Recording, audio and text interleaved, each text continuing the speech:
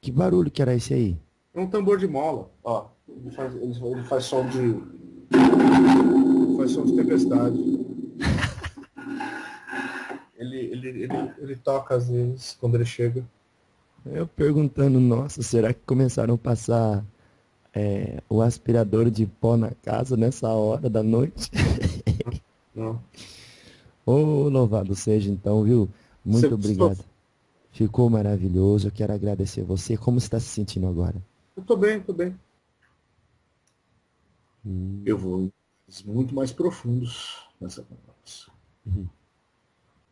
Os maçons que estiverem ouvindo saberão do que eu estou dizendo.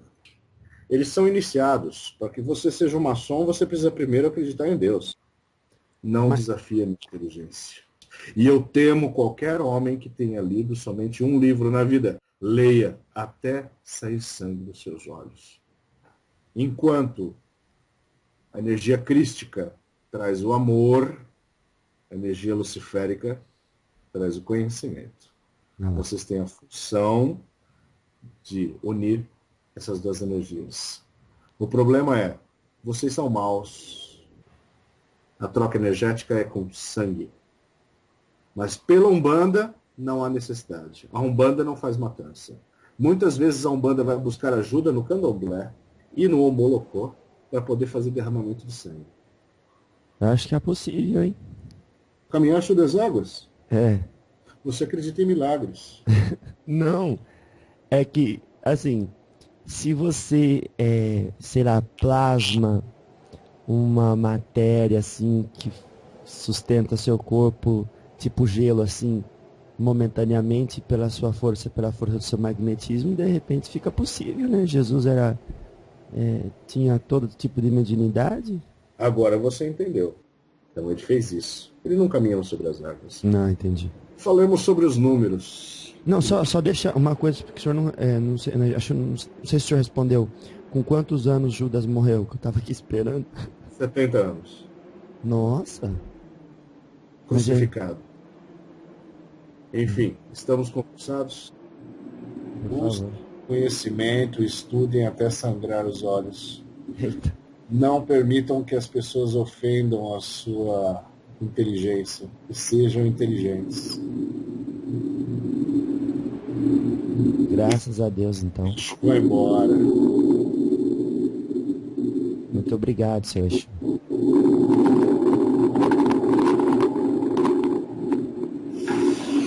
Graças a Deus.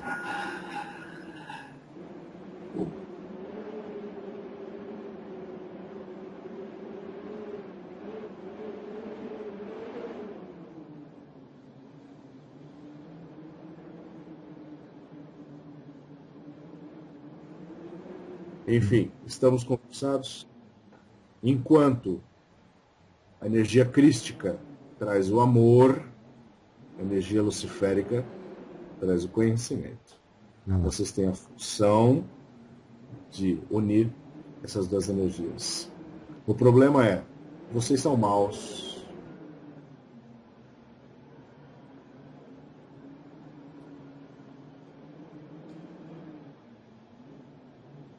Deu uma ventania ganga no alto da serra. Deu uma ventania ganga no alto da serra. Era seu ventania ganga. Bom dia, Boa tarde. boa tarde, Boa noite. boa noite. Bom dia. Bom dia, Choventania. Saravá. Saravá. Saravá. Boa Tudo, noite, tu- senhor. Como vai o senhor? tudo bem com o senhor Ventania? É uma satisfação enorme falar com o senhor novamente, viu? Estou vindo para confundir. Ixi. É bom que se confunda para procurar depois o caminho certo. É, Se eu plantei uma semente de dúvida, ótimo, vai buscar o caminho certo. então, A é, última questão foi a questão do demônio, não é? Que eu falo tantos nomes de demônios. Então traduzam simplesmente a palavra demônias, que eu sempre digo, ou daimon, para espírito. que em Goécia existem 72 espíritos em níveis diferentes, e dentro desses espíritos eu posso convocar também, invocar, conjurar, chamar espíritos que sejam da minha vibração. Vocês pensam sempre que quando se invoca algum espírito goético, nós estamos invocando sempre o braço de Lúcifer, que seria Satanás. No entanto, eu posso invocar, inclusive gravar no seu selo dentro de um objeto de estanho, para que dure durante muito tempo, pela sécula seculorum, um dos grandes príncipes infernais, porque vocês colocaram no inferno, na verdade, vocês pararam o bem e o mal, e as energias simplesmente foram guardadas. E eu gosto muito da representação de Beor. Beor, ele tem a forma de um centauro. Se eu dissesse a palavra Quiron, alguns poucos saberiam quem é, que não são todos que sabem quem é Quiron, o centauro, conhecedor de toda a medicina, das ervas, da cultura. Então, Beor é uma das representações de Quiron na visão infernal, porque vocês precisam colocar no inferno todos os deuses. Tudo que foi Deus no passado, vocês demonizam. Baal era Deus. Vocês transformaram em demônio. Vocês vão pegando deuses e atropelando com a crença atual e demonizando tudo que existia. Deuses do Egito foram demonizados, da Babilônia, da Suméria, todos devidamente demonizados por vocês. No entanto, quando nós dizemos a palavra daimon, que é simplesmente para nos adaptarmos a vocês, porque é assim que vocês querem que se diga, aí eu causo bastante dúvida. Não é muito bem assim. Não é muito bem assim. Às vezes você pode criar muito mais problemas invocando um querubim, que querubins, serafins, não são criancinhas com asas. São formas terríveis de fogo, 1000 asas. E eles sim vêm representar esse Deus no centro do universo que vocês chamam. Ou você acha que Deus está olhando para a Terra o tempo todo? Você acha que Deus, a grande preocupação diária, as 24 horas de Deus é assistir a Terra, como Zeus. Zeus fazia isso, não é mesmo? Ele, de cima do seu Monte Olimpo, junto com os demais deuses, ficavam assistindo os homens errarem e acertarem, errarem e acertarem. E você acha que Deus está preocupado com isso? Talvez o Deus terreno, sim. O Deus que cultiva essa energia de vocês, que guarda a energia de vocês, talvez Deus terráqueo, esse Deus planetário, esse Deus terrícola, sim. Portanto, Deus se expande. E aquele grande Deus que vocês pensam, aquele que está nos céus, aquele nem sabe que vocês estão aqui. Porque ele não vem até vocês, ele manda seus emissários. Mas conversemos. Ele manda os seus emissários como? Ele manda entre. Qual que é o relacionamento entre as trevas e a luz?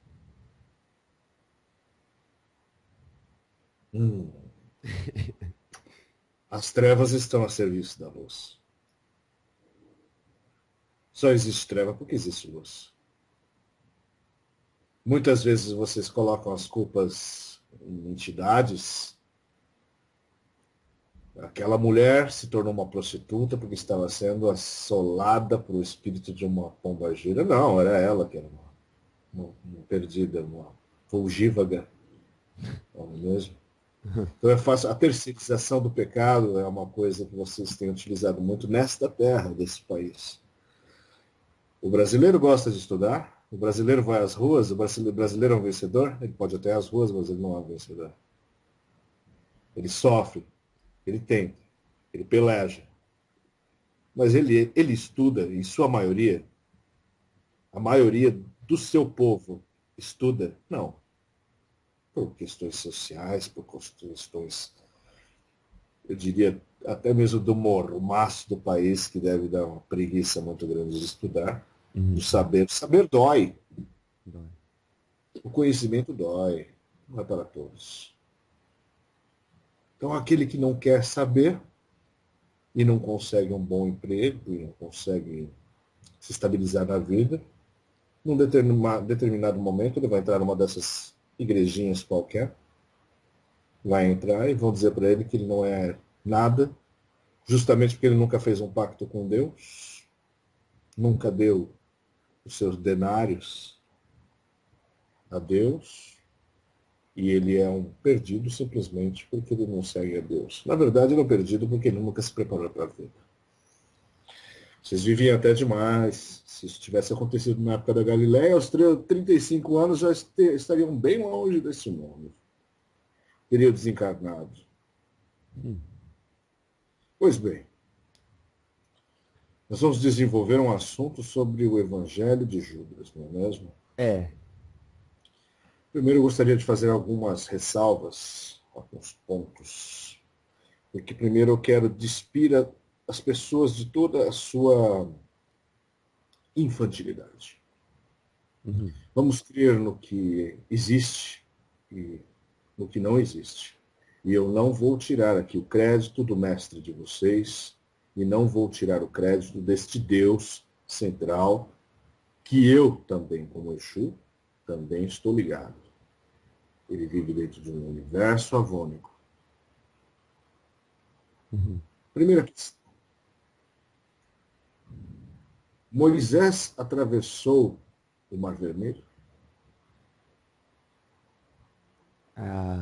O mar se abre? O mar se abre? Falaremos de milagres e milagres fantásticos.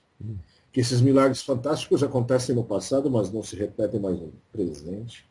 Uma coisa estranha isso. No entanto, falaremos. O Mar Vermelho se abriu? Entendi. Não. Não? Nós disseremos não. Moisés conhecia muito bem todo o território. Ele era um general. E conhecia muito bem o território do seu país. E veja bem, o Egito sempre recebeu todos aqueles que quiseram viver às margens do Nilo. O Nilo era um pai. Viver sob a forma de um escravo não era tão ruim naquela época, tanto que em Levíticos é permitido escravizar, desde que não seja o seu povo, desde que seja a nação vizinha. Está escrito em Levíticos isso. E em outros livros também. É permitido escravizar. O estado de escravidão não era um estado tão terrível, era uma condição social. Pois vamos lá. Ele conhecia muito bem o seu território. Ele levantou, eram sempre questões políticas. Nós vamos falar muito de questões políticas para tentar entender a questão espiritual. Ele conhecia muito bem o seu território e ele sabia tudo o que acontecia. Existia uma região onde batia um vento muito forte, onde a maré se tornava bem baixa. E não era o Mar Vermelho. Uma pessoa que passa a vida inteira trabalhando na beira do Nilo, trabalhando para Faraó, ela não sabe o que tem nas suas fronteiras. Ela simplesmente trabalha. Quem conhece são os generais, são os exploradores, os batedores. Pois não, naquela noite, ele decidiu sair com milhares. Não foram milhões. Existem grandes erros de números nos livros sagrados. Não foram milhões, foram milhares. Uma revolta que foi controlada, uma coisa perfeita, falada de ouvido em ouvido, vamos sair nessa noite, vamos abandonar a terra do Egito. Pois bem, chegando de frente uma grande porção de água, que não era o Mar Vermelho, no entanto estava próximo, se chamava Golfo de Acaba. O vento passou a soprar mais forte. E a região, a expressão para isso é deu pé. foi possível atravessar aquela parte onde era alagada até então, porque o vento é tão forte que ele se afasta. Esse é o Golfo de Acaba, não é o Mar Vermelho. Pois bem, quando você comunica a todas as famílias, vamos fugir do Egito, qual é a coisa que o povo judeu mais tem valor, mais dá valor? O material. Ai. Pois usaram tudo que eles tinham material. Suas carroças, suas peles, seus cobertores, colchões, comida, toda sorte de material que servisse como carga. Pois bem, chegando à beira do Golfo de Acaba, quando passaram a começar a atravessar, houve uma ordem de Moisés dizendo: deixem tudo para trás. E o povo foi obrigado a deixar tudo para trás. Peles, carroças, até animais foram largados. Fizeram uma grande barricada e tocaram fogo. E fugiram. E a parte bela, que gostam de florear muito, não é mesmo? A parte bela, que Deus fez com que uma coluna de fogo descesse e se mantivesse na frente para que o faraó e seus cavaleiros não pudessem atravessar, até que o último judeu conseguisse atravessar. Eu vou traduzir isso na linguagem de vocês de hoje. Fizeram uma barricada para que o trânsito não passasse. E é isso que vocês fazem. Eu vejo vocês fazendo isso. Revolta, processo de, não, por aqui você não passa, por aqui não passarás, eu toco fogo. Aí vocês dizem que foi Deus que mandou uma grande língua de fogo para tudo. Isso é mentira. É o primeiro embuste da Bíblia. Entre outros. Creiam aqueles que quiserem crer. Porque, afinal de contas, Santo Agostinho dizia: a fé ilumina os caminhos do conhecimento, não é mesmo? Mas também cega. Acreditar em milagres muito milagrosos, meu amigo, às vezes leva a pessoa à falta de vontade de aprender. Eu não vou utilizar palavras ofensivas, mas eu vou dizer falta de vontade de pensar. É mais fácil acreditar que uma língua de fogo ficou na frente do Mar Vermelho, que se separou e todo mundo passou lá sequinho até o outro lado. Foi uma correria danada. Foi uma fuga de milhares, não milhões. Muito bem. Uma outra questão, ainda falando do Êxodo, que aos sábados não se comia, porque aos sábados Deus mandava o maná. O pão que caía do céu. E até hoje, várias facções religiosas acreditam que pão vinha do céu. Caía pão. Pedaços de pão. Filões de pão caindo do céu. A que ponto chegou a ignorância do ser humano para acreditar que pão cai do céu? Eu vou dar uma outra interpretação. Nem só de pão vive o homem, mas de toda a palavra de Deus. Então, no sábado, guardava-se em jejum e alimentava-se das palavras de Deus, os ensinamentos. Isso alimentava mais do que pão. Isso era o grande maná. Eu vou em muito mais profundos nessa conversa. De acordo com a Bíblia, quando foi feita a primeira psicografia? Eita. Você é espírita, isso que eu vou dizer. Quando foi feita de acordo com a Bíblia?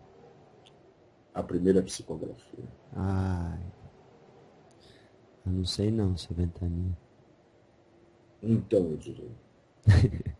Moisés subiu a montanha e lá havia uma sarça ardente que não pegava fogo. E foi dito, tire suas sandálias, pois esse lugar é santo. E ali Deus falou com ele. Escreveu através de raios e trovões. Os raios caíam e iam escrevendo sobre as tábuas as leis. Agora vamos tirar toda a fantasia, toda a historinha.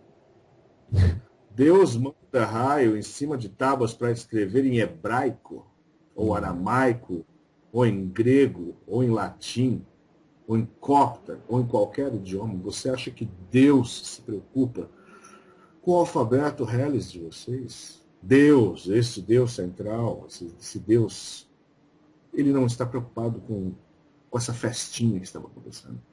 Deus dá karma e diz, resolvam entre vocês. Vocês vão resolver esse problema. Vocês têm problemas kármicos, vocês mataram uns aos outros. Não pense que o povo hebreu era bom, pois uma vez eles foram escravizados, mas os seus antecessores escravizaram e mataram. Era a forma de possuir. Davi não era bonzinho. O grande rei Davi não era um bonzinho que cantava com saltério e as pessoas saíam dançando atrás dele, seguindo a região que ele estava criando. Não. Ele não era bonzinho. Ele era o general. Guerra. Guerra após guerra. Eram guerras após guerras para ganhar sempre. E o Deus nacional era sempre aquele Jeová, não é mesmo? Era Jeová. E era Jeová que falava lá em cima do monte.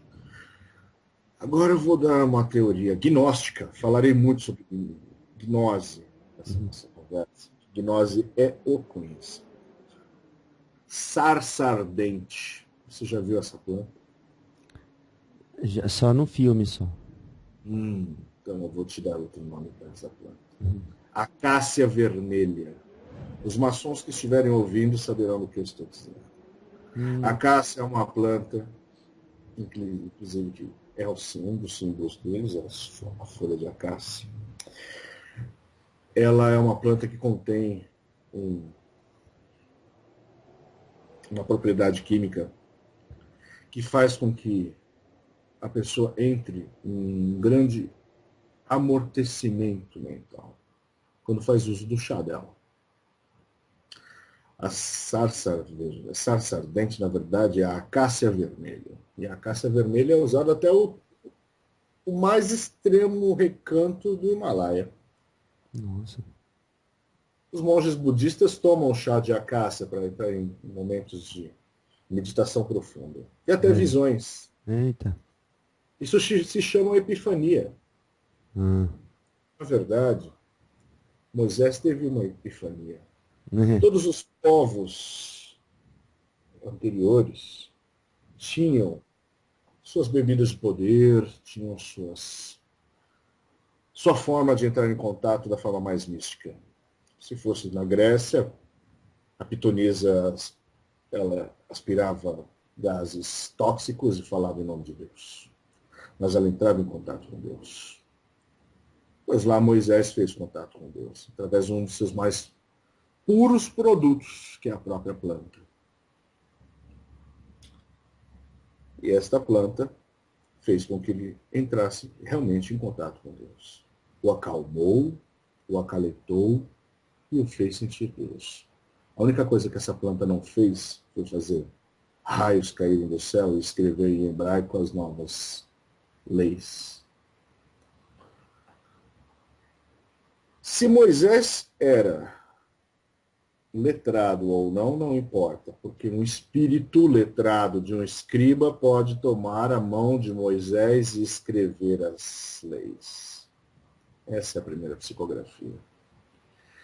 E Deus não vem do seu centro avônico falar com ninguém. Ele manda seus emissários e ele manda seus anjos. Quem estava lá em cima naquele momento era o arcanjo Gabriel, que é o mesmo que anunciou a Maria, que é o mesmo que anunciou depois o Alcorão. Ele é a palavra de Deus. Nossa. recebeu uma grande intuição e sua mão passou a escrever as regras, as normas que se tornaram leis. Leis inteligentes. Muitas delas inteligentes. Se todos seguissem, seria perfeito. Então, não pense que raios caíram do céu e escreveram por si só em cima de tábuas, porque eu vou rir de quem pensar dessa forma. Não desafia a minha inteligência. A fé ilumina o caminho do conhecimento, mas crer nisso desafia a inteligência de qualquer um que tenha lido 2, 3 livros. E eu temo qualquer homem que tenha lido somente um livro na vida. Fuja de homens que tenham somente um livro. Eles serão fanáticos. Gosto de conhecimento através dos livros. Leia até sair sangue dos seus olhos. Pois vamos lá. Aproveitando. Sim. Com a licença do senhor, esse que o senhor está falando, só para ficar claro, da psicografia aí, é aquela do Monte Sinai, dos 10 Mandamentos? Sim. Ah, tá bom. Tá bom. Entendi. E o senhor ia dizer o quê? Existem outros pontos também, que já não fazem mais parte do Evangelho de Judas, que eu falarei várias coisas sobre Judas, mas agora vamos pensar também em livros do passado, na época inclusive de Moisés. Ultimamente eu tenho lido muito sobre Moisés, e ele rogava as pragas, e jogava suas maldições, e eu tenho a dizer que quando o leito de um rio baixa, existe a facilidade de proliferar alguns tipos de algas que podem modificar a cor e a textura de tudo. A água pode se tornar avermelhada, assim como pode se tornar azulada, depende da alga. E esse tipo de alga, ele pode avermelhar a água e tirar toda a oxigenação. Será que neste momento eu estou dizendo que a água se tornou sangue em todo o Egito? Na terra de Faraó? Ela perdeu a vida. Quando acabou o oxigênio, os rios vão morrendo. Os peixes vão morrendo também. E parando em toda a curva de rio, porque afinal de contas o rio estava podre. Vinham insetos, porque estavam estragando de toda a vida que havia ali. E aí surgem os insetos, a praga de insetos. Preferem chamar de praga de gafanhotos, a nuvem de gafanhotos. Eu prefiro dizer praga de insetos. E se vem uma praga de insetos, surge o quê? Qual é o animal que come insetos? Sapo. Rãs, sapos. É a praga de rãs e sapos. Em outro momento eu falarei mais sobre a morte do primogênito, entre outras coisas. Mas essa parte é só para vocês pensarem. Tá bom. Tudo explicado. Milagres muito milagrosos do vídeo deles. Assim como eu falei, Lázaro não estava morto. Lázaro não estava morto. Ele estava há 3 dias, que na época se contava por 3 períodos de 12 horas. Ele estava, ou seja, muito menos do que vocês acreditam que seriam 3 dias. Ele estava em estado letárgico. E a medicina da época não era desenvolvida. O que ele fez com sua mediunidade profunda foi chamar de volta do leito aquele desacordado. Hoje chamaria de coma. Esse milagre acontece hoje diariamente. Pessoas em coma voltam todos os dias. E pessoas em estado letárgico foram enterradas muitas vezes e só se percebeu que elas estavam vivas depois de desenterrar, elas estavam viradas dentro dos seus caixões. É aí que surgiu também o mito do vampiro. E sabe por que existe um velório? Ué, por quê? O velório serve justamente para que se tenha certeza que ele não vai ressuscitar durante aquele período que ele é velado. Ah, Se ele estiver em estado de dormência, quase não se percebe que ele está vivo. É o prazo para que isso aconteça. A medicina não era nada desenvolvida na época. Enfim, do que mais falaremos? então, seu Ventania, o pessoal ficou meio em dúvida sobre a hierarquia no mundo espiritual, na parte da sombra, Hum. que de onde ela começa lá em cima até onde ela toca o ser humano aqui. A pergunta é sempre: existe uma organização? Existe, porque antes, ou até hoje, muita gente fala, é o Lúcifer, é o Exu Maioral, é o Exu Mor, ou não sei quem, que é o, é, o comandante-chefe supremo de todos, Beelzebub, sei lá. E aí o senhor passa essas informações. Então, daí diz que Lúcifer é o conhecimento. Então, ficou um pouco dessa dúvida. Eu queria que o senhor tratasse um pouco ainda dessas hierarquias e se existe organização na parte das trevas, tanto quanto existe na parte da luz. Existe uma organização nas trevas alimentadas pela fé de vocês também. Lúcifer deveria ser um deus, não um demônio. Vocês demonizaram. Ele é o deus do conhecimento, da sabedoria. Enquanto a energia crística traz o amor, a energia luciférica traz o conhecimento. Vocês têm a função de unir essas duas energias. O problema é, vocês são maus. A gnose explica isso. Tudo em vocês é mal. Do começo até o fim. O ser humano não é bom. Não é bom. Ele deturpa, ele destrói, ele separa, ele delata. Ele não é naturalmente bom. Mas tem alguns lapsos de bondade. Então, a função da existência de vocês é equilibrar o conhecimento de Lúcifer e o amor do Cristo, que eu prefiro chamar de amor micaélico. Pois bem, quanto mais se acredita no demônio, maior ele será. Cada vez que um crente tem medo daquela macumba naquela esquina ali e fala, a macumba não pega o crente, é mais um tijolo. Mais um tijolo no castelo de Satanás. Por quê? Isso é uma verdade, porque quanto eles se alimentam de medo. O demônio se alimenta de medo. Na verdade, é uma forma de pensamento. Existe uma organização de 72 espíritos que eu chamaria de Daimon, que também poderei chamar de demônio, mas se vocês preferirem que eu chame de espírito, eu posso chamar. Só que esses 72 espíritos que são duques, marqueses, reis, príncipes, enfim, existe todo tipo de hierarquia, eles têm seus servos. E eu disse, o cálculo de tudo se torna 33. Depois. Depois falaremos sobre 33.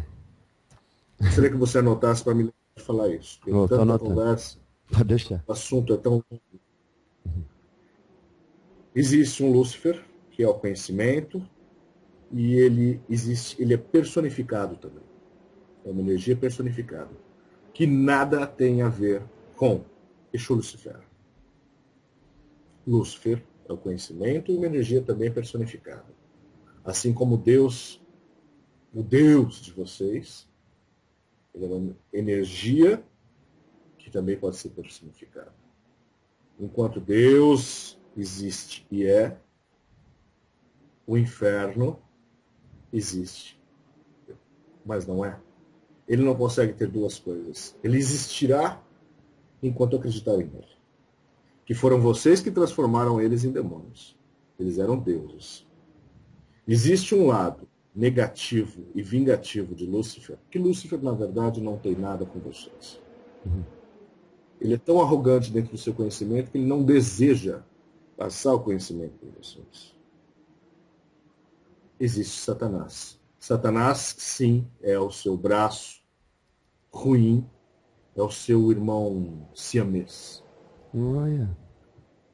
No entanto, se vocês estiverem dentro de uma dimensão de fé e de amor, vocês não vão conseguir fazer com que essas entidades alcancem vocês. A única forma de fugir e de não se conectar com eles é a palavra amor, amor verdadeiro. Eles odeiam água corrente, eles odeiam lugares limpos, lugares onde tem crianças sorrindo e água corrente. Nossa. Essa já é uma dificuldade, fora a dificuldade que eles têm de atravessar a dimensão e este sentimento. Então eles coexistem com vocês. Eles coexistem. É possível conjurar um demônio, ou espírito, ou gênio? Sim. É possível aprisioná-lo? Sim. Ele virá sob a forma demoníaca? Não necessariamente. Muitos vêm sob a forma de um cavalo, de um tigre.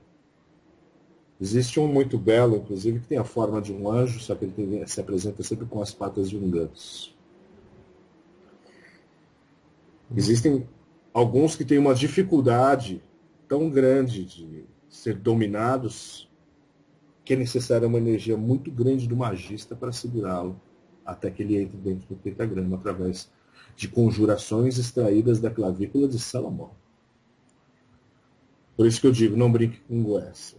Você pode invocar desde um sábio, como Baor, que eu tenho uma profunda admiração, porque é um estudioso e que também passa o estudo, e ele está completamente regido pelo planeta Júpiter. Então ele rege também todos os sagitarianos, por isso essa forma sagita dele. Uhum. Então essa forma, eles não estão o tempo todo tentando montar uma guerra para atacar vocês. Eles jogam algumas formas porque eles precisam existir. Uhum. De que forma eles podem existir? Através da fé e através do vício. Essas igrejinhas todas, essas pequenininhas aí, também a igreja cristã alimenta-os muito bem. Grandes porções de alimento. Um alimento chamado medo. O medo é a porta para alimentá-los. E o segundo é justamente a crença que ele existe e que ele pode te pegar a qualquer momento. Essa é mais um tijolinho dentro do castelo de Satanás. Uhum. Mas você crer que a qualquer momento ele aparecerá e... Não. E quando eu digo da grande rainha branca, que ela se distribui por você sob forma de pó, é uma verdade.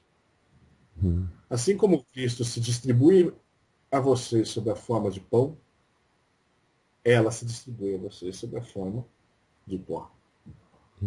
E esse pó faz com que a pessoa entre num vício, e uma pessoa assim, ela pode ser manipulada, ter sua mente completamente tomada, e essa pessoa vai sofrer de medos, de pavores, e esse sentimento é o que vai alimentar o inferno. Existe um outro sentimento. Quando eu estou falando de medo, eu posso estar falando de medo, Phobos e Deimos. É natural que qualquer ser existente tenha medo. Uma ovelha pode ter medo de cair de cima de um penhasco. Você pode ter medo de altura. Não é mesmo? Sim. Até o peixinho tem medo de chegar numa água muito rasa onde ele não possa nadar. Pense nisso, é um instinto. Quando deixa de ser medo e se torna Phobos e Deimos, que é o pavor, que é o terror, aí sim é a energia negativa dos 72 príncipes tentando reconstruir partes do seu reino. E todas essas partes desse reino podem ser destruídas da noite por dia se vocês alcançarem o nível de uma raça superior. que é a próxima raça, que terá alterações até mesmo nos filamentos do seu DNA. Pois falaremos agora do número 33. Aí. O mestre de vocês desencarnou aos 33 anos, não foi? Foi. 33 metros abaixo da pirâmide de Kelps está a Câmara do Rei. E ali existem mais 33 câmaras. Um famoso presidente americano foi assassinado no paralelo 33. E após o seu assassinato, ele foi substituído por um Illuminati de grau 33. Quando o maçom chega ao nível 33, ele pode ser Illuminati. Ixi. A letra K, que número ela tem?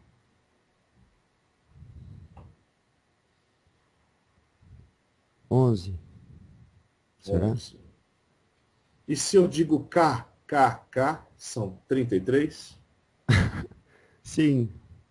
E o que é K, K, K? É aquele povo que se reuniu contra os negros lá, o Ku Klux Klan. Isso. Ku Klux Klan. É.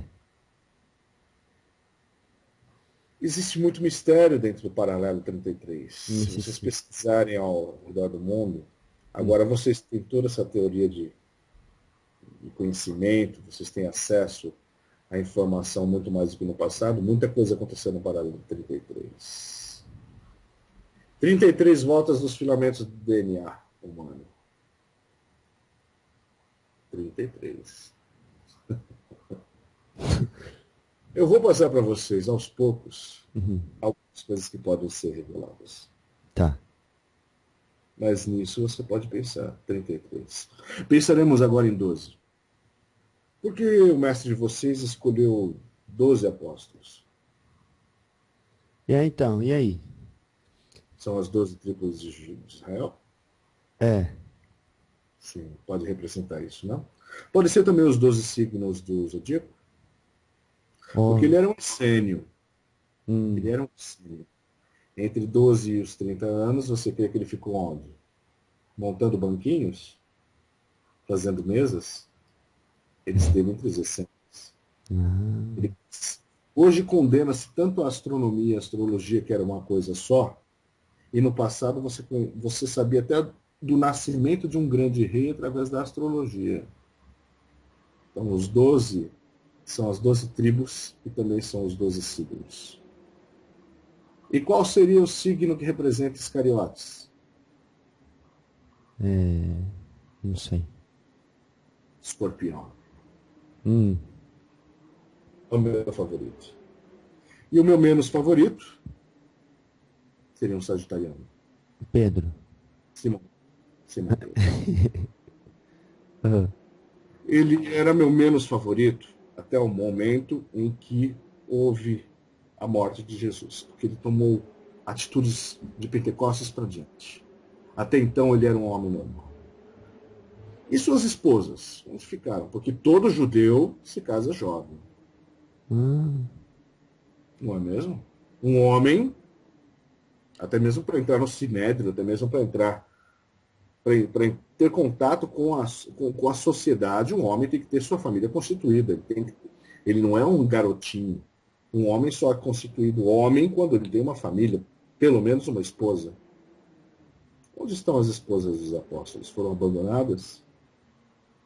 Que belo exemplo, não é mesmo? Abandonaram a esposa para seguir o mestre. não é. Não. As esposas seguiram também. Só que havia tanto preconceito na época do contato de uma mulher com um homem que não podia dizer sequer que aquela mulher estava seguindo. Mas mulheres andaram juntas, suas esposas seguiram. Ou você crê que quem seria aquela mulher que teve contato direto com ele na última ceia, que ela quebrou uma garrafa de alabastro, o mais caro, o Líbano, e foi inclusive repreendida por Judas. Judas falou, por que não vendes a 300 denários isso e dás aos pobres? Judas era muito preocupado com o dinheiro, com as finanças da Bolsa Comum. Porque com essa Bolsa Comum, ele alimentava o grupo de Jesus e também Ele se responsabilizava pela alimentação, cobertas, bebidas, hospedagem, etc. Ele não tinha motivos para ser um ladrão. Ele não era um ladrão, ele era um organizador. Uhum. Quem seria aquela mulher que abriu a taça de alabastro e derrubou sobre os pés dele e passou mais por um unguento e ainda secou com os cabelos? Existe uma palavra antiga chamada charmut. Charmut significa trapo. Você poderia limpar os pés dele com um trapo? Não, ela limpou com os cabelos. Tamanho era o seu ego. O ego dela era muito pequenininho. Ela era uma grande companheira. Hoje eu não direi quem é essa mulher, mas eu pergunto, na época uma outra mulher poderia tocar os pés de um homem que não seria o marido dela? Olha, eu nem pensei nisso. É verdade. Então o senhor... Olha, o senhor está sugerindo que... Ela é uma... Ah. É uma colcha de retalhos. Você vai descobrindo as coisas se você for inteligente. Sim, sim. Se você tiver preguiça de saber, você não vai encontrar nas entrelinhas. Já entendi. O senhor está querendo dizer assim, que é a Maria Magdala, não é? Maria de Magdala. Isso, não foi ela que enxugou? Sim. Então... No entanto, prefere-se dizer que simplesmente uma mulher qualquer fez isso. Uma mulher qualquer não pode fazer isso. E foi repreendida. Foi repreendida pelo próprio Judas. E o próprio mestre de vocês não repreendeu. Falou, ela está preparando para o meu funerário, para minha passagem.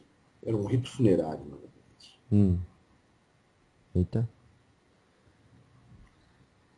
Mas ele insistia que ia ser entregue. Não é? De acordo com o livro de vocês, em quantos anos Judas morreu? E agora?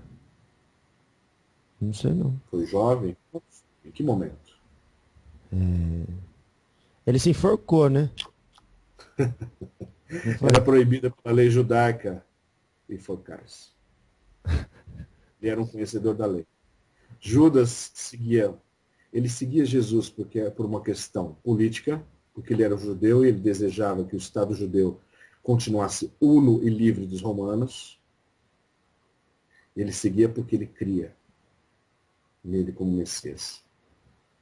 Então, pela fé que ele tinha, ele não poderia se enforcar. Qual é a segunda possibilidade? Escreveram, já que ele não se enforcou, num outro evangelho disseram que ele, com os 30 denários, ele comprou um pedaço de terra e num acidente caiu e suas vísceras se partiram. Mentira. Por quê?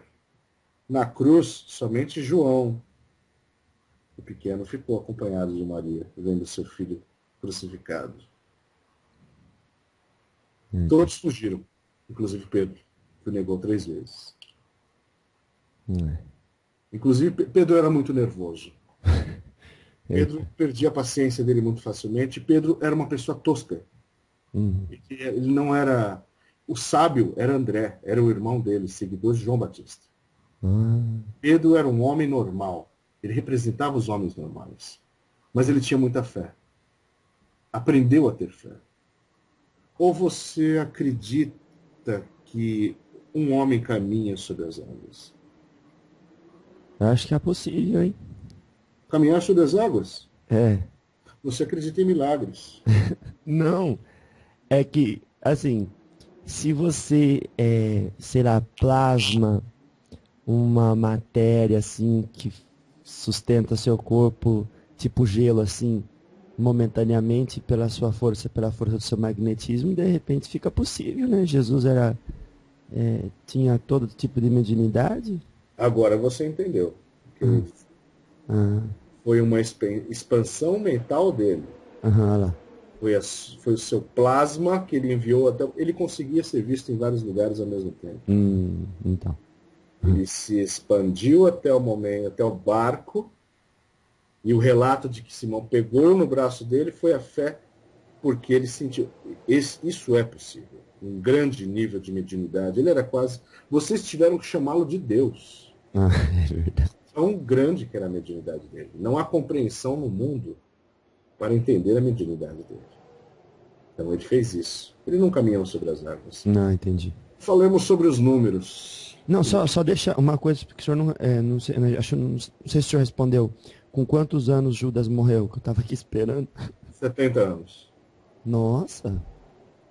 Crucificado. Olha. Ficou Pelos velho. romanos. Morreu aos 70 anos, crucificado pelos romanos. Passou todos esses anos dentro de uma fortaleza essênia. A mesma fortaleza que Jesus passou entre os 12 e seus 30 anos. Nossa, foi bem cuidado, hein? Quando houve uma grande revolta e quando finalmente os romanos dominaram e mataram todos os insurgentes e eles invadiram aquela fortaleza e o crucificaram. Foi crucificado aos 30 anos da mesma forma, seu mestre. Que era a forma mais simples da época. Hoje vocês têm muita pena do mestre de vocês ter morrido na cruz. Mas eram centenas e milhares que morriam na cruz. Era a forma mais simples de matar. E uma cruz era presa na outra, não havia... Eram vários pilares e várias cruzes. Eu já conversei com você sobre a parábola do pobre, aliás, do rico que vem falar com ele e ele diz: deixa tudo o que você tem para trás e dá para os pobres e me segue. Jesus, né? Sim. Ah. Não falou. E ele não aceitou. Não. É possível deixar tudo para trás. E ele disse: é mais fácil um camelo passar pelo orifício de uma agulha do que um rico entrar no reino dos céus. A que agulha ele estava se referindo? Ao buraco de uma agulha? De cozer? Eu acho que não. Você fala espanhol? Só um pouco. Como se fala buraco? Buraco. Ixi. Não sei. Agujero. Olha. As cidades eram fortificadas e possuíam pequenos portais para que passasse um homem somente. Um homem, no máximo, uma pequena montaria, talvez um burrico, um jegue. Não era para que entrasse, para não ser invadido. Então, mas um camelo não conseguiria passar pelo orifício dessa agulha. A agulha era simplesmente uma construçãozinha de 2 pilares, pequena, para passar um homem e não um camelo. E as pessoas, inclusive hoje, pensam que esta agulha é uma agulha de cozer, costurar. Pergunto: como é possível que o mestre de vocês tivesse pensado uma coisa dessa? De um camelo passar pelo buraco de uma agulha. As pessoas acreditam nisso, porque não sabem interpretar. E não tem vocabulário, não tem estudo. E as traduções também não ajudam, né? Por falar em traduções, foi escrito em grego no livro. Os evangelhos foram escritos em grego. E principalmente depois de Pentecostes, quando línguas de fogo desceram e tomaram cada um dos seus apóstolos, e um falou em siríaco, e o outro falou em grego, e o outro falou em aramaico, em árabe, em vários idiomas, e veio a ordem: ide e pregai em línguas estrangeiras. A palavra estrangeira e estranha é a mesma palavra dele. Só que hoje, essas igrejas pentecostais, e inclusive a católica, praticam a barbárie de ficar dizendo coisas em línguas que ninguém entende, dizendo que é a língua dos anjos, porque aquilo aconteceu em Pentecostes. A glossolalia, ou glossolalia, é a habilidade de falar várias línguas. Existem pessoas que nasceram num único país, mas suas encarnações foram em outras. Então, existem pessoas que conseguem falar polonês, grego, chinês. Isso acontece, basta vocês pesquisarem. Isso se chama glossolalia. Glossolalia, que é o dom de falar várias línguas. E não línguas estranhas, é língua estrangeira. Quando foi escrito para ir e pregar em língua estrangeira, significa vai a todos os povos. Não é para ficar macaqueando dentro de igreja, feito um papagaio dizendo coisa que ninguém entende, achando que é Deus que está tomando. Isso é coisa infantil. Isso tira todo o mérito da religião. Isso se chama inconsciente coletivo. As pessoas acreditam e realmente o Espírito de Deus toca nesse momento, porque a pessoa acredita naquilo e o Espírito desce. E o Espírito, ele não está preocupado com o idioma que a pessoa está falando, mas o que ela está sentindo. Naquele momento, ela está sentindo uma conexão com Deus. Mas ao mesmo tempo que ela está fazendo uma conexão com Deus, ela está fazendo uma barbárie de falar numa língua que não existe. Então faça em silêncio. Sinta e chore. E sinta a presença de Deus em silêncio. Porque aí vocês não vão fazer, como diz o Preto Velho, um circo mambembe. Em Coríntios, que ele fala isso. Eu vou até ler um pedaço, de repente o senhor saberá se tem muito a ver com o que o senhor está falando. Ele disse assim: segui o amor e procurai com zelo os dons espirituais, mas principalmente o de profetizar, porque o que fala em língua desconhecida não fala aos homens, senão a Deus, porque ninguém o entende, e em espírito fala mistérios. Quando ele fala em línguas estranhas, ele não está falando sequer com Deus. Veja bem, quem escreveu foi um homem que escreveu isso aí. Eles colocaram as normas e as regras nas palavras de Deus. Quer falar com Deus? Ajoelhe-se. Feche os olhos. Se você sentir uma dor a ponto de fechar o seu coração, você estará em contato com ele. E veja bem, como é paradoxal. Eu sou um Exu. Eu estou ensinando a orar. Eu estou ensinando a pensar, meu caro. Eu estou ensinando a pensar. O senhor gostaria de voltar um pouco lá no Mistério 33? E para aproveitar o gancho, daí o senhor continua nisso, eu vou ler aqui um parágrafo que fala do Mistério 33, e o senhor me para se o senhor quiser fazer algum comentário sobre o que eu li, senão eu vou lendo até o final do parágrafo, está bem? Sim. Diz assim, ó: Jesus e Alexandre o Grande morreram aos 33 anos. O rei Davi reinou durante 33 anos em Jerusalém. Jacó tinha 33 filhos. Nossa! O livro tibetano dos mortos, o senhor conhece? 33 céus. Sim, tem 33 céus. O que é isso? Governados por Indra. É o Deus do céu. É o Deus. Existem 33 níveis de céu. Olha. Das religiões orientais. Mas isso daí é um ponto de vista de um tibetano aí. Assim como eu diria a mesma coisa de vocês do ponto de vista do umbral. O umbral tem vários níveis.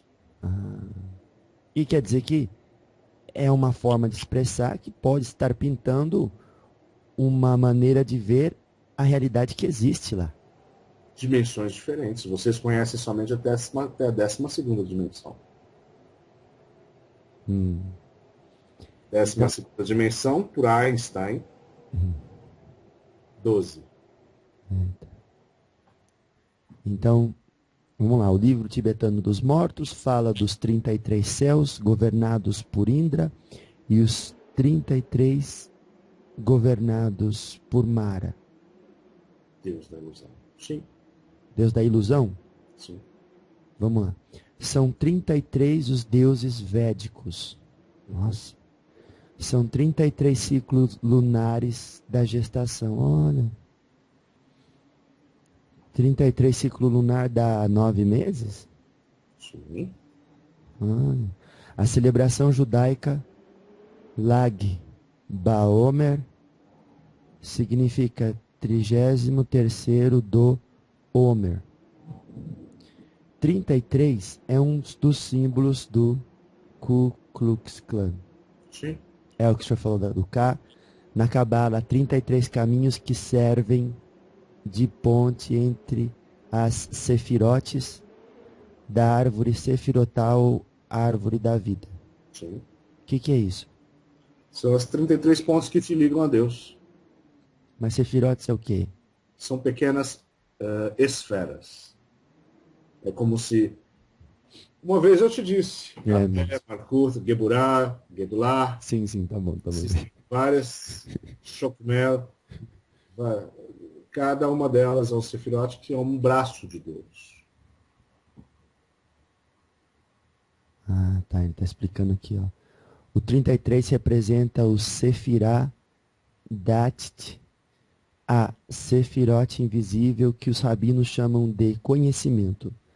É a esfera de mais difícil acesso e cujo significado é revelado aos magos, iluminados e aos santos. Então o significado já foi revelado para o senhor. Não é, não, mago? Sou somente um Exu. Hoje eu sou um Exu. Eu fui um mago. Vamos lá.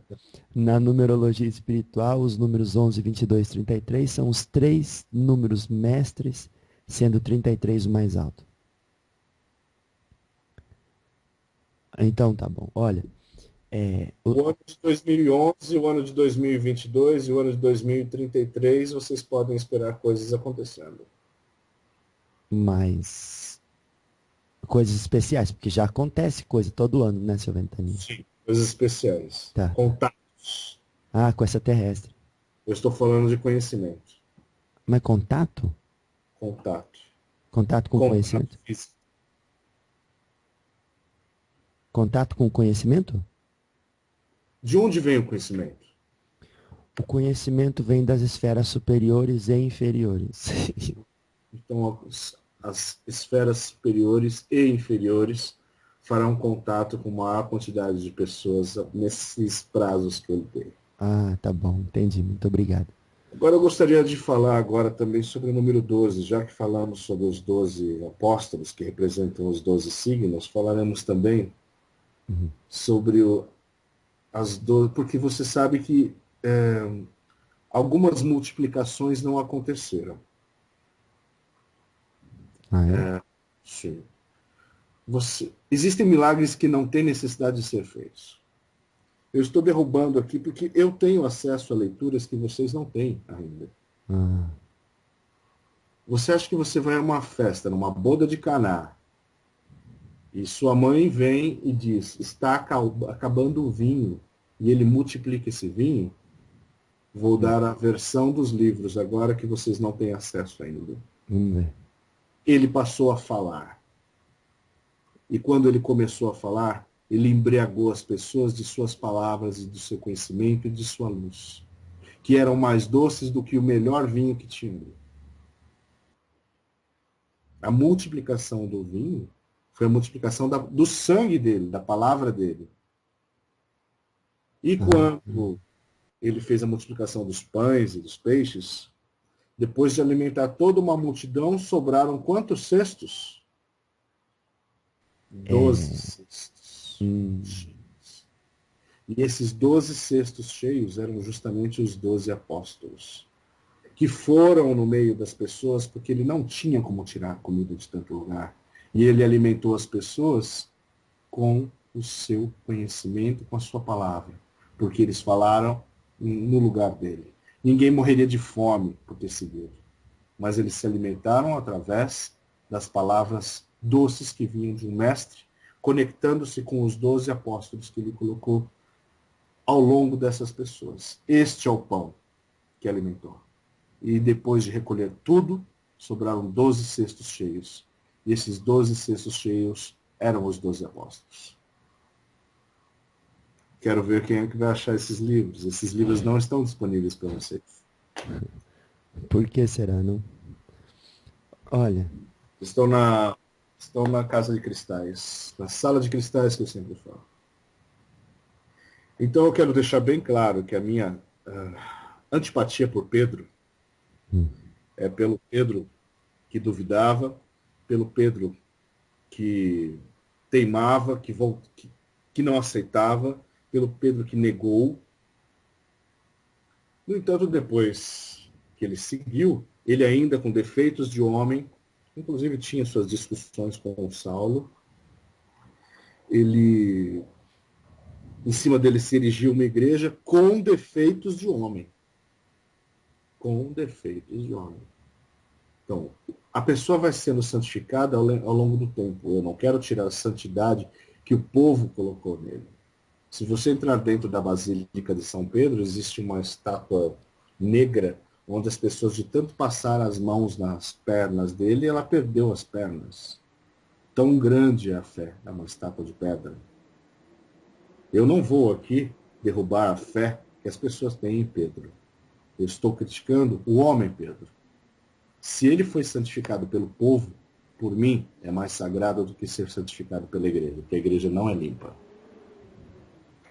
E o senhor falou da maçonaria um pouco, e às vezes as pessoas perguntam sobre a maçonaria e seus símbolos, se eles realmente influenciam em nossa vida. Existem muitos símbolos, sim, eles são grandes magos. Eles são iniciados. Para que você seja um maçom, você precisa primeiro acreditar em Deus. Então existem muitos símbolos e eles nada têm a ver com o negativo. Você quer saber quem mexe com energias negativas? O mago que pratica Goécia. Não o maçom. O maçom conhece muita coisa.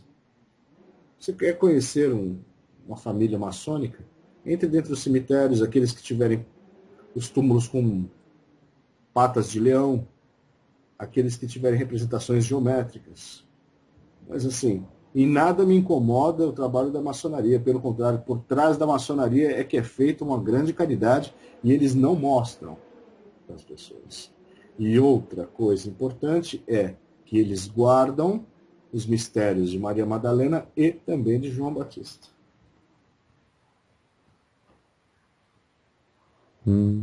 E ela sim é o Santo Graal. As pessoas procuram tanto uma taça, não é mesmo? A taça que ele bebeu o vinho, e na verdade o Santo Graal é ela mesma.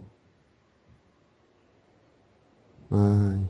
Quando começarmos a falar sobre o Evangelho de Judas, eu também falarei sobre o Evangelho de Maria Madalena. Olha.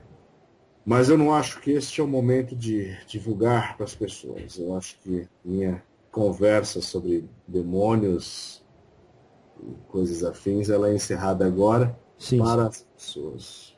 Eu quero, eu quero falar com o senhor que sobre aquela aonde parou o nosso último diálogo para não para não ficar nada assim no ar e sei lá, sobre as oferendas, a história do sangue.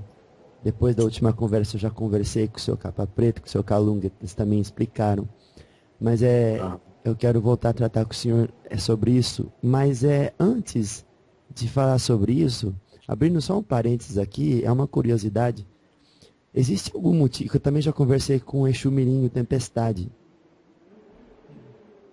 E existe algum motivo, do seu ponto de vista, para que o Exu Mirim Tempestade se refira ao senhor ou ao Exu Ventania como seu regente?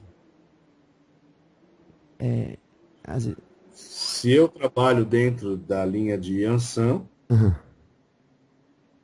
o Tempestade vai trabalhar na linha de Yansan.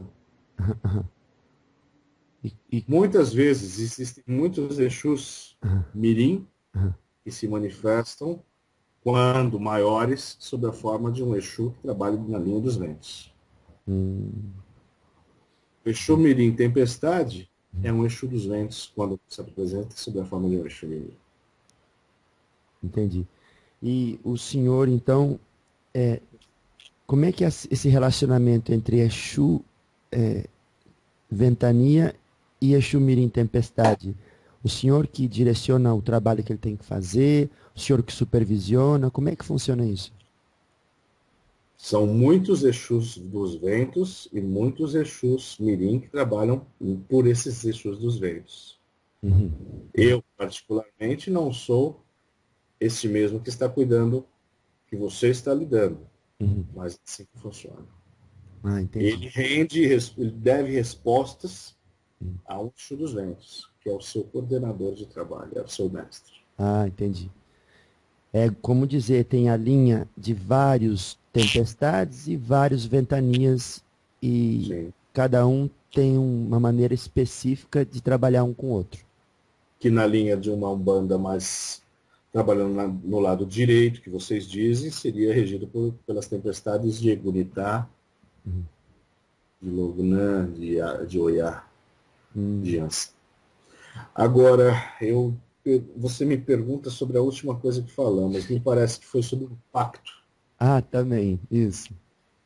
O senhor chegou, Vamos lá. vai chegar uma hora que vai ter que usar sangue na trunqueira, é um pacto, vai ter que fazer um pacto com o senhor. Eu falei, pacto.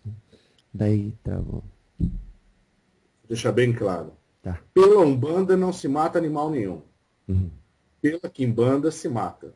Uhum. Se a pessoa chegar doente, de Ah. cama, e com uma doença desconhecida, principalmente essas doenças autoimunes, Uhum.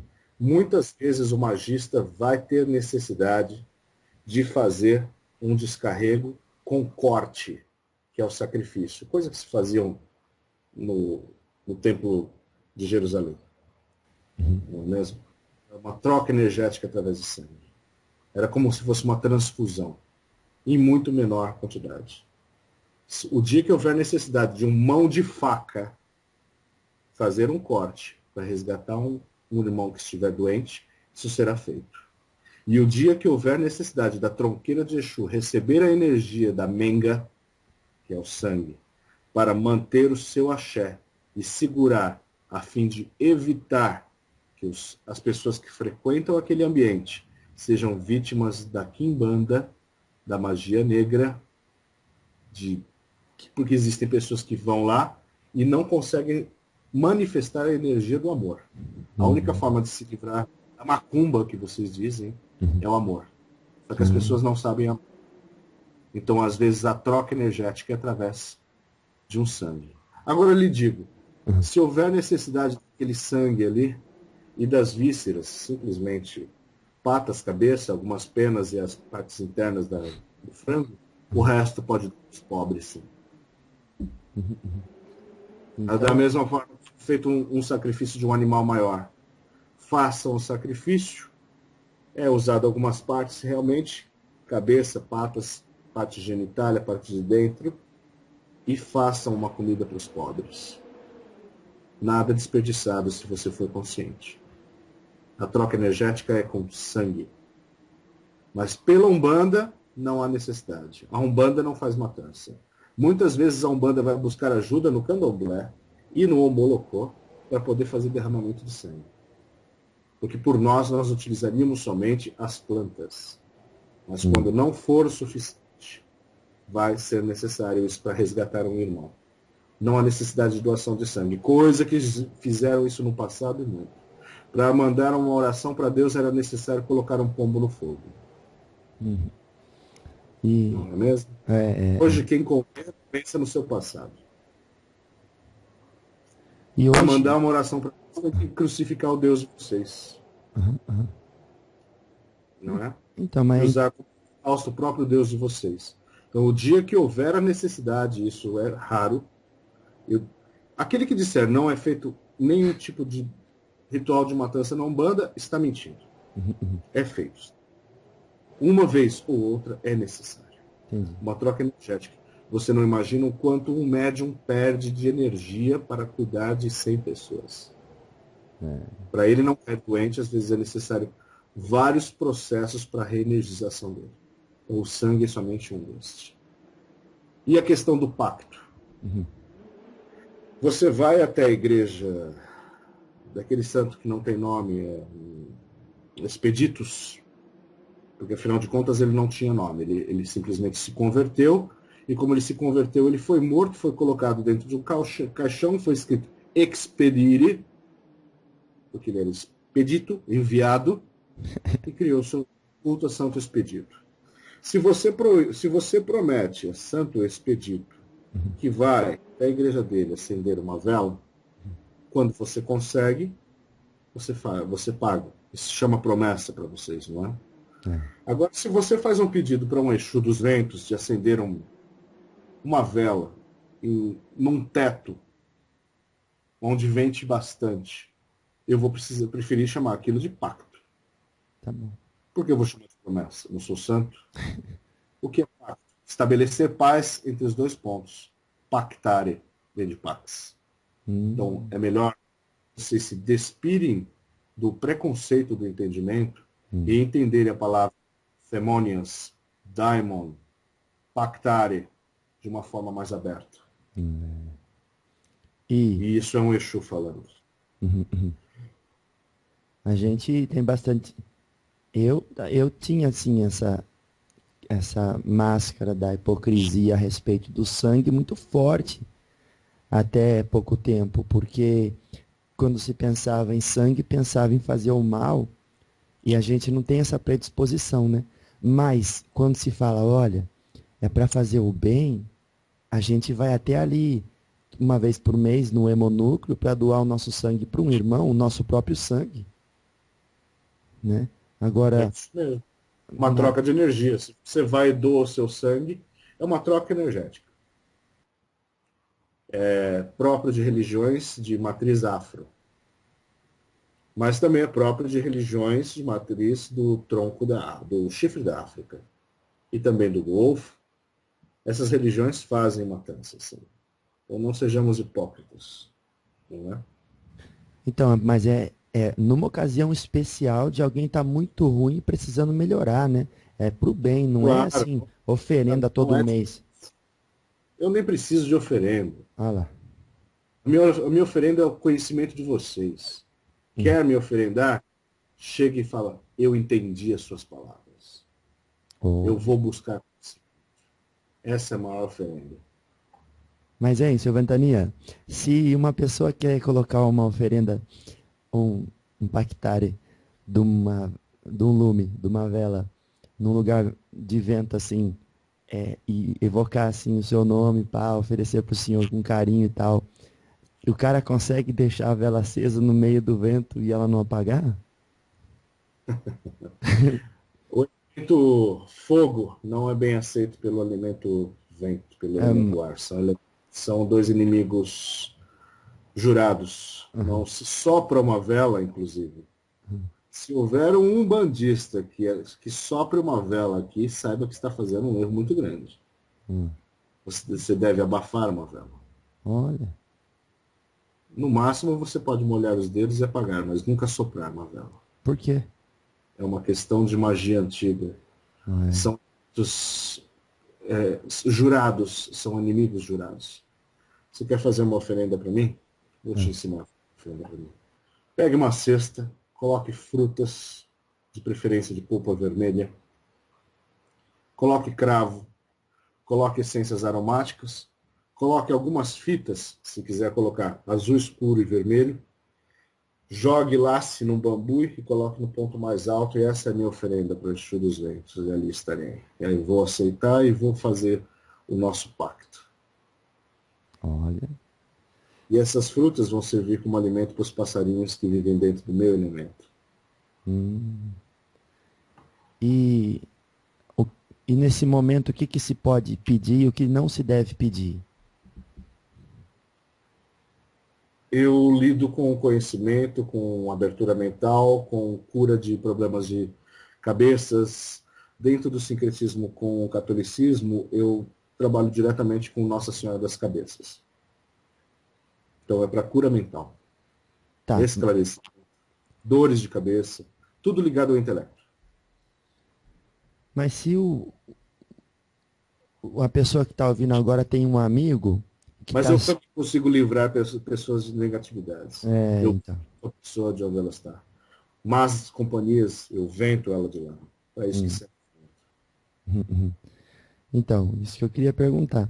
Se uma pessoa que está ouvindo tem um amiguinho ou uma amiguinha que está subjugado ou subjugada pela Rainha Branca, Uhum. o senhor tem como ajudar para a pessoa deixar disso? Ultimamente, a melhor cura que se faz agora eu falarei dentro do trabalho xamânico que o meu aparelho trabalha. Ele faz a insuflação de rapés específicos de 49 ervas preparadas por índios. São curas. Pessoas que estão dependentes da Rainha Branca necessitam de cura física. Não é a oração que vai curar.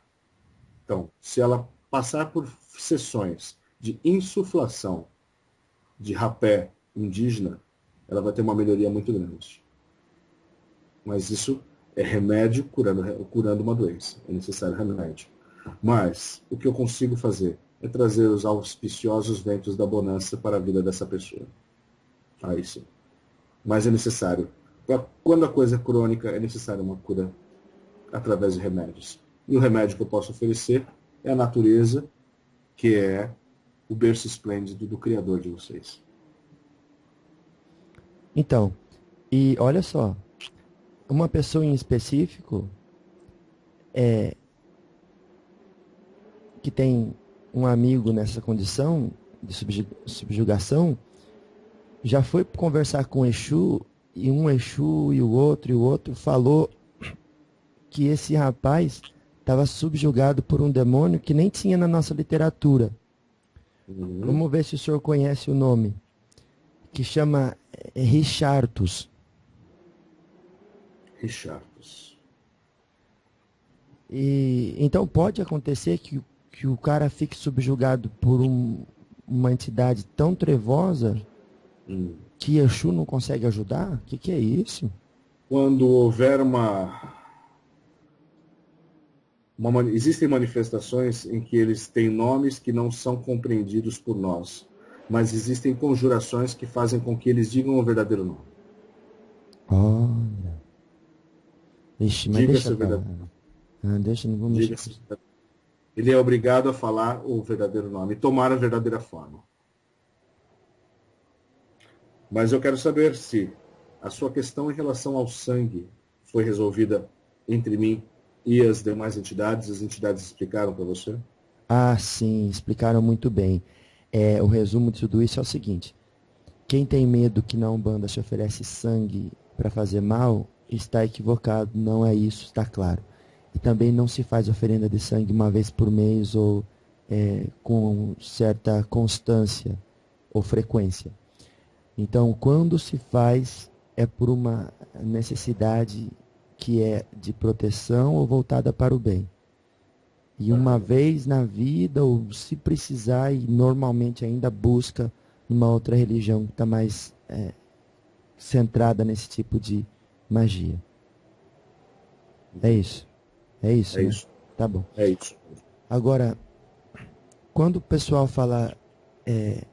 tem uma pergunta que é interessante também, as pessoas querem saber se é possível evoluir a Quimbanda a ponto de não precisar trabalhar mais com sangue e, de certa forma, extinguir entre aspas, a necessidade de se receber presente. Tudo é possível ser evoluído. Depende do grau de desenvolvimento das pessoas. Quando melhorar a raça, o sentimento, e quando passar a viver plenamente a energia do amor, sim, não terá necessidade. A Quimbanda não é um terreiro. A Quimbanda é uma forma de trabalho.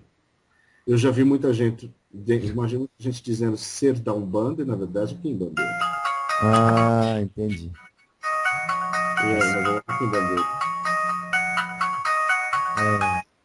Vamos só dar um momento que esse aparelho pare de tocar. E aí eu vou. Ah, Deixa um aparelho ligado no momento de comunicação. ixi. Não, não vai tocar mais. Então o senhor me perdoe, eu já peço em nome do menino. É, então, então Kimbanda é uma forma de atuação. É uma forma de atuação. Uhum. Não é uma religião. Não. Alguns dizem que sim. Uhum. No entanto, ela é uma forma de atuação. Entende? Ela se mascara, muitas vezes a pessoa diz, eu sou umbandista, mentira. Está fazendo o trabalho de Kimbanda. E muitas vezes a pessoa diz, eu trabalho com somente Exus. E às vezes está trabalhando só com Kim. Não tem controle daquilo. Mas o meu profundo respeito por espíritos que trabalham na Kimbanda e que têm luz. E vou dizer nomes. Zé Pilintra. Eles estão num trabalho de trazer luz para a Kimbanda. A Kimbanda não existe somente para matar as pessoas. Essa é a ilusão. Todo mundo pensa que a religião dos outros serve para matar os outros. O trabalho da Kimbanda é a preocupação em conseguir as coisas materiais. Ela quer enriquecer, ela quer um trabalho, ela quer uma mulher, ela quer um homem. São coisas que o lado de vocês quer. Vocês não são maus, é o lado de vocês. Vocês não são micaélicos, vocês são luciféricos. Então eles buscam o conhecimento da arte deles e através dessa arte eles buscam desenvolver as coisas para o benefício próprio. Uhum. Kimbandista não sai por aí colocando o nome das pessoas de graça para poder fazer voodoo. Tirem isso da cabeça. A Kimbanda busca desenvolver coisas para o interesse próprio. Existe uma lei que impede, a lei do amor impede a negativação de alguém. Se para você ser atacado, é porque você tem que estar aberto para ser atacado. E um quimbandista que seja um pouco mais consciente não vai ficar gastando material para isso. O senhor falou que somos luciféricos, o senhor quis dizer tenebres féricos, né? Tenebres. E Tá. os tenebres féricos. Tá certo. Todos são. Vocês todos são luciféricos e micaélicos. Uhum. Tem o dom do conhecimento, mas não usam o amor que deveriam usar. Enfim, estamos conversados. Ah, só mais uns detalhes. Quando o senhor falou sobre assentamento, Sim. o senhor sugere que isso exista somente nas casas de Umbanda? Ou em algum outro lugar seria útil ter? Façam seus assentamentos nas casas de Umbanda, onde existe uma firmeza. Se a pessoa está pisando agora na Umbanda e quer fazer uma firmeza, eu já disse, tenha um vaso com algumas plantas que sejam consagradas ao seu Exu, deixe do lado de fora. Conforme essas plantas forem ficando cada vez mais viçosas, o seu Exu vai estar recebendo. Eventualmente, você pode colocar até uma bebidinha ali num copinho, cuidar do seu Exu do lado de fora da sua casa. E, no meu caso, se eu fosse fazer uma oferenda para o senhor, ou mesmo para algum espírito, eu não ia fazer pedindo alguma coisa. Tem sempre que alguém fazer uma oferenda pedir alguma coisa? Não pode só fazer por amizade? Pode fazer por amizade, por uma lembrança. Tá bom. Você pode sempre pedir saúde, saúde nunca é demais. Pedir criatividade. No meu lado, eu trabalho com criatividade e sabedoria. Amarra a sua oferenda num cipó mais alto, eu vou estar ali trabalhando com você. Esse seu ventania. Então, então o fundamento de se fazer esses assentamentos é para criar uma base concreta de proteção no campo astral. Sim. É uma proteção astral. É uma película de proteção. Tá. E aí o que vai ali, conforme vai depender da magia. Muitas vezes o sangue pode oferecer uma magia mais forte, mas não é necessário. Sim, não é necessário. Eu vou fazer uma revelação que eu não vou fazer grandes revelações para dar todo o segredo da magia, mas existem 3 sangues que são importantes. O sangue vermelho, que é a menga, o sangue das plantas e o sangue que é o esperma. Esses 3 sangues são fontes de vida. Falei. Nossa. Não desperdice nenhum desses 3 sangues. Não desperdiçar, é. Use de forma bastante consciente. Todas as vezes que for utilizar esses 3 tipos de sangue, mentalize a lei da atração do universo vai vir ao seu favor. Quem foi inteligente entendeu o que eu quis dizer agora. É o momento da oração. Momento da oração.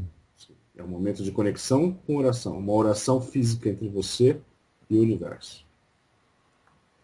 Estou falando demais. Deixa eu mudar aqui pro outro lado da moeda. Quando o povo fala assim, sobre o dito Espírito Santo, que alguma igreja fala que as pessoas incorporam, muitas vezes é Exu, é Preto Velho, mas com uma outra roupagem, né? Muitas vezes são aqueles que se dizem caboclos. Eles não vão poder dar o nome de caboclo, que vão ser execrados.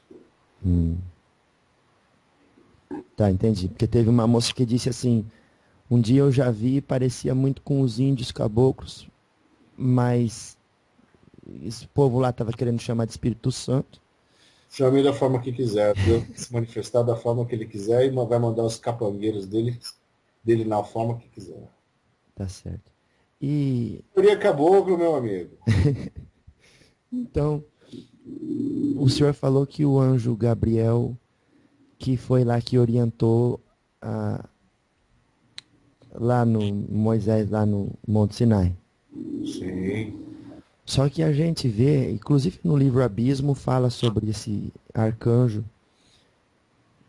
A gente, no Espiritismo, tem uma dificuldade muitas vezes de entender, porque a vibração de um arcanjo é muito forte. É como se tivesse... Não tem como interagir com a água, por exemplo. Ele se comunicou com o patriarca. E veja bem, purificando e decantando. Se ele viesse diretamente, ele abrasaria. Olha lá. Então, qual que é todo espírito que entra em contato com a gente tem que ser aqueles, pode até ser enviado de um superior, mas tem que ser aqueles que está dentro de uma certa elevação espiritual e em vibração que seja suportado pela nossa zona de conforto. Sim, pelo seu perispírito, senão vocês são abrasados. Isso tanto vale para os espíritos da luz quanto dos das trevas. Sim, tudo tem que ser calibrado. Meu momento de partir, mano. Conversamos demais, meu senhor. Então fale para mim qual que é a última mensagem do senhor pro dia. Por favor. Conhecimento, estudem até sangrar os olhos. Eita. Não permitam que as pessoas ofendam a sua inteligência e sejam inteligentes. Graças a Deus, então. Vou embora. Muito obrigado, seu Exu.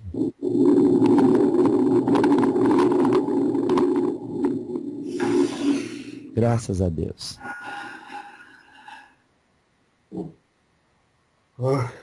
Ô, Jeff. Fernando? Ele catou tambor de mola aqui. Hã? Ele catou instrumento, tambor de mola aqui. Ele usa às vezes. Que barulho que era esse aí? É um tambor de mola. Ó, ele faz som de... Faz som de tempestade. Ele toca às vezes quando ele chega. Eu perguntando, nossa, será que começaram a passar o aspirador de pó na casa nessa hora da noite? Não. Oh, louvado seja então, viu? Você Muito gostou? obrigado. Ficou maravilhoso. Eu quero agradecer você. Como você está se sentindo agora? Eu tô bem, tô bem. E você sempre, então, quando você volta assim, você se sente do mesmo jeito? Eu fico sempre muito leve, né? Hum. Tô até com sono. Mas qual que é a diferença quando... Tô até com sono. Quando você sai da incorporação, por exemplo, do pai Joaquim, e quando você sai da incorporação de um Ventania? É muito parecida, viu? É que o É. Pai Joaquim eu me sinto assim emocionado, até vontade de chorar, mas assim, quando eu com um Ventania eu me sinto assim, como se fosse instruído, alguma coisa, me sinto superior. Apesar de não ser, eu me sinto Hum, assim, nossa, veio uma coisa que me deu um up hum. levantado. Que maravilha. Mas tá bom, então, olha, eu quero agradecer de coração. Você está sempre aí com o seu aparelho e o seu tempo, possibilitando a todos, a mim e a todos que ouvem os diálogos com os espíritos, Uhum. a estudar mais e aprender mais sobre a vida no mundo espiritual, viu, meu querido? Muito obrigado. Tá bom, meu querido. Um abraço. Obrigado. Tchau. Deu uma ventania ganga no alto da serra. Deu uma ventania ganga no alto da serra. Era seu ventania ganga.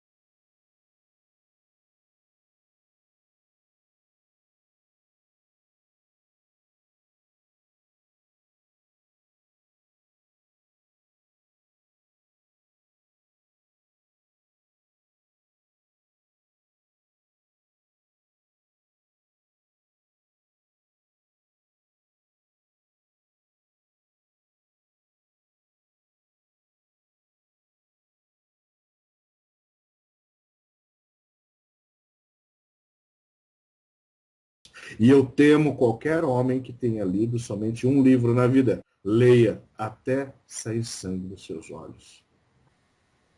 Hum. Enfim, estamos conversados.